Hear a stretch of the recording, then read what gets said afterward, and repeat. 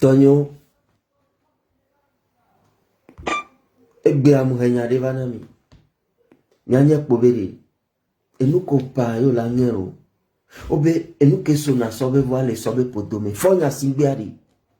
Ebe nu bada o kebele wo kumiari. Yen to eja wedo kwelo.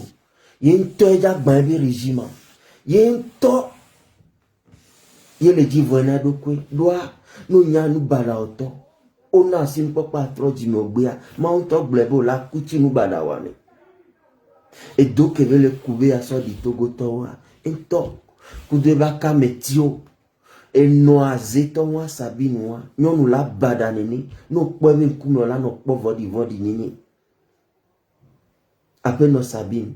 E nou kopa. Soto vio bobo wa dia. E ja trozu kaklava topo domino. Ola sebe veve. Kaka ola kukude. Doa afike mi doa. Togo tomba ja bonu. Epe bla atonvo ni epe bla ne. Akpo togo souvia. Bagwa plomi si beto ao. Ebe patapa ese pewi aden. Ese epewi aden. E di la kuchi pouvoir e la kou lebe soche nyeme. Ma kou togbe si beto ao. Oui. Et dit la coup qui pouvoir il va mourir jeune. Le bombé nous que una son avona soit elle est tombée pour dormir. Régime ya soja ou grand régime. Et bien régime va tromper soja le ou les forts le ou. Soja ro joazui o le funu. On va faire pour la couchi, azui on ya mi mate dagbele wantio. Va me konya noade. Ga keme apeto tipicité ade. Auto kotokolito de jole post gangan o de anyoro jole. Quand de temeja yeni quand que lo wa. Auto wantoga me konya be o joronvi. Là, nous avons kaka yikumia sur le dos TP gangan. Ole kotokolive soja boboreo sur tout le gapome. Voir kotokoli soja boboreo sijo. Donye doja sorti piacha dambe si va poyo. Yeso 19 août 2017 a ketipi sitia. Sovana décembre 2017. Reti amatondo mekporo. Obe badagba sigbe alofa tone ne sijo fiko yo Amerique le po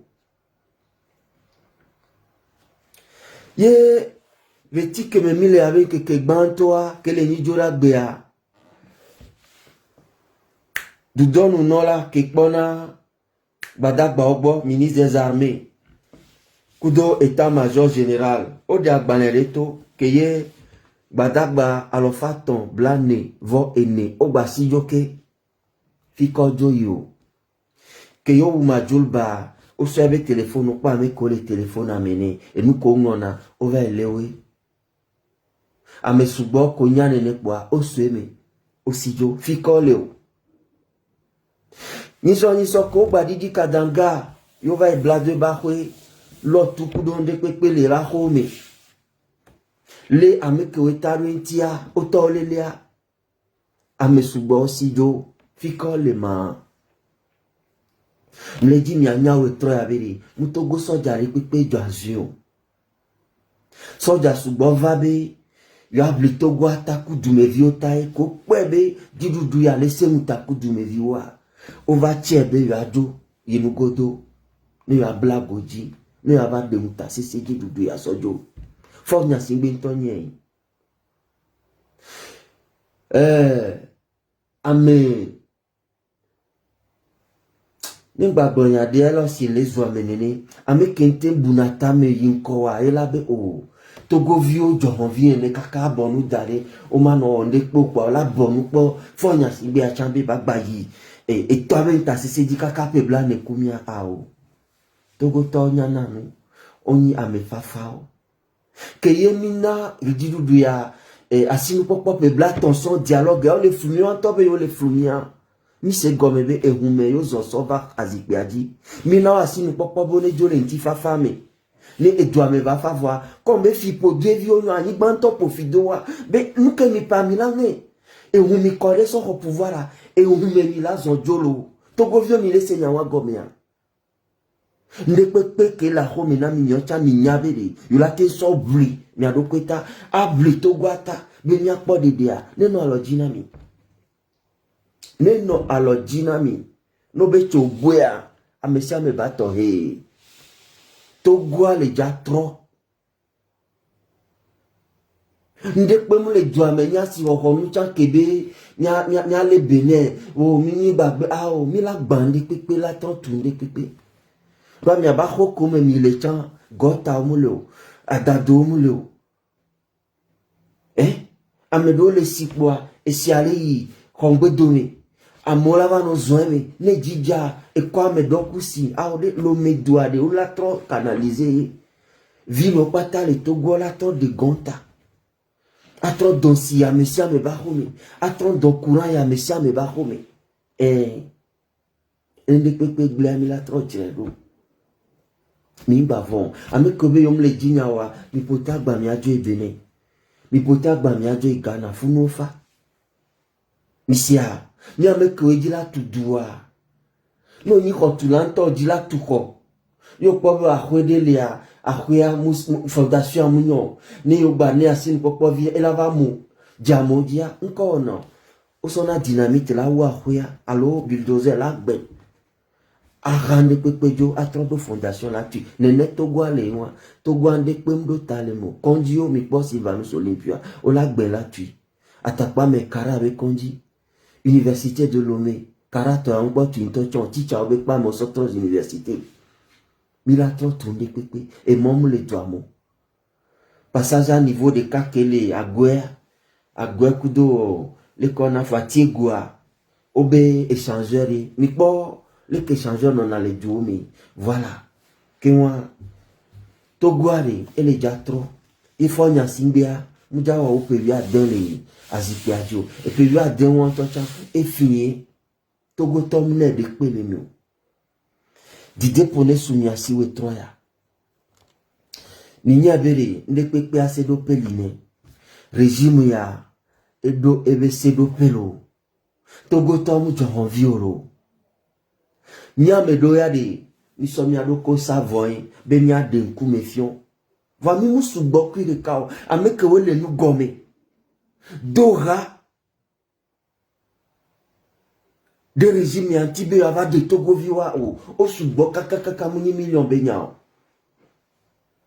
muni million benyao nyam ke jim da fo entie e jimu de le ponye po ke mudwe be peame 2020 aso emila de régime ya joa e mude pe muke alors zande dokpa ejide le ponye po munyanu ke jimi dafa o tenzo to gobe gapata so ple diplomatie o temple Israël ba me apata va kodo douami nyawo minya fike mila tona douala de Togo minye Israël om jesi Togo umio français om jesi Togo so umio kebe la me Togo be won le Israël mi le se gomea aha enyayo ke le bonamia kan le be nyae ye hikia me pata be jena o be seo le dokpe jibede na mede le wuwa no wia esema po légitime défensier fifiade Togo tom le nami légitime défensier avec jena ne milicien ke to soja reva poto maintenant poine mi bode mi apoi mi atunukui mi chizole nu langage wa gome régime ya Sénat misia ye nyame ko le bibe mi le diaspora me le don mi do da nu bia nyocha nyaba gbe la fokume le fie odo haku France odo haku do service secret que ye on le dit moi so mi anti amede pe mule de Dieu non nommé o mi ba so ebe mi le diaspora me poa nyoya mi vo mi mouvo mi nya zinene ke o di mo le mi anti bo ya umi do kwa ma wiye le vemianu Togo doit pas tailler la fokume Mikele Togo kudo Mikele diaspora mea. Intiale nimba no funo no zumio. Pekpeno ke mi le nami le tichangeti et le lemidote. Ne ewo mu ko gagner directement wa munano nye munano vinye muna janvinye muna cousin beso va ple dovi le bo beso va don a wule hotel la bo beso va ple vovi le bo la sime et so va ple boy bese le bo et so va ple doule wa imo lu to bo et va restaurant du nous et fiancé me va ple et sardine ne bele wa ne bele nyanya bele nyapata mi le diaspora bega diaspora ma nomea ne edua et que bleuya diaspora le CVV rumiano mina ni en de cas ni a de régime ya jo ni le pompo to khena mi ame ko le régime EPT unidi moni mi awe mi le sauve dadana mi le sauve dana mi que we ba do système d'été ye système moi o so dunami si le ka egbevo duna ameneni no du quoi voir autre trona pe mi ame ko we dibe yo a de susube le douane ba yin quoi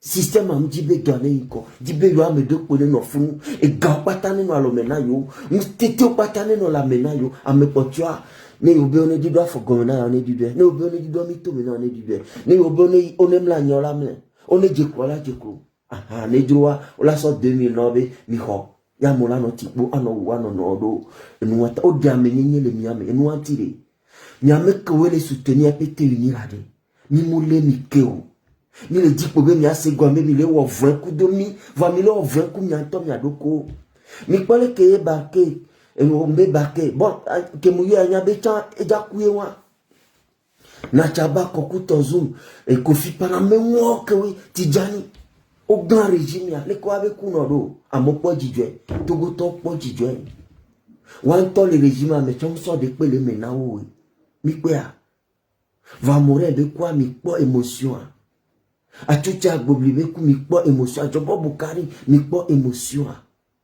mi kwea même maman takpa me to quoi mi po le ke ya modozia o dozi gidia mi le kwea et de ko joku mi po bubudodo keye même que a me subole ke ya mi po be role so gana kakava doit évado garder mais au-delà jouer diplomatie bien sûr que le régime a mais au-delà ne webe no ane trowa amedo ya gbe o gbe bidi mi le yo mi beri mi tro le wayomi mi adora mi anya ojo ne do ame voix ame sia me la vo e nya wa mi le gblon mi me le contribue mi le si ma on na mi ase nu gome va dide pour no mi asiberi régime a trop épais à Mero. Attenant sa tête du 22 février 2020. Au beso patapa nous chang penao et beme la konya o les 2000 pe. Les wonu que les digban togo doa voir botia o le wewa. Doa et doke o le kudare na togo viwa. Wante java jemi. Wante le java jemi. Mi konya wai. Mi kwai. Mi bobe alafia. Ami les maou ben comme les togbe que we comme dans les togo ba ni togo ben comme les ami nous be ko pata régime ya wudwa togo vio les dio abe vovo ntia et nya beone vemi ntona mi be mois de février ade mois de la tenance ne fo nya sibe ni nous te pe là ni nous nyo là nous kebelo na togo vio no mu jagode pe Dotogovio et toi chamu jagoa o ne non funu le tifa fami opposant que we glan toi ne nunye benyo on ne non funu le tifa fami vane de oblemi ne do fiami fu o gumi o konyabe rundani le tia me ba nyona o gbere o nde pe mu le janyona o mais pour que maou les deux voix avec gouvernement après non yakade wa le odo le biao munyegbo nos banques nous munyegbo et gake les sia ne be ya tuiba we azipe lavabo robinet de pepe bani sika gachi kuno bani sika cha ela we nous kela na ba inu dupe avec fi gachi nous kela na Maouye les dovlo. Maouye les dovlo.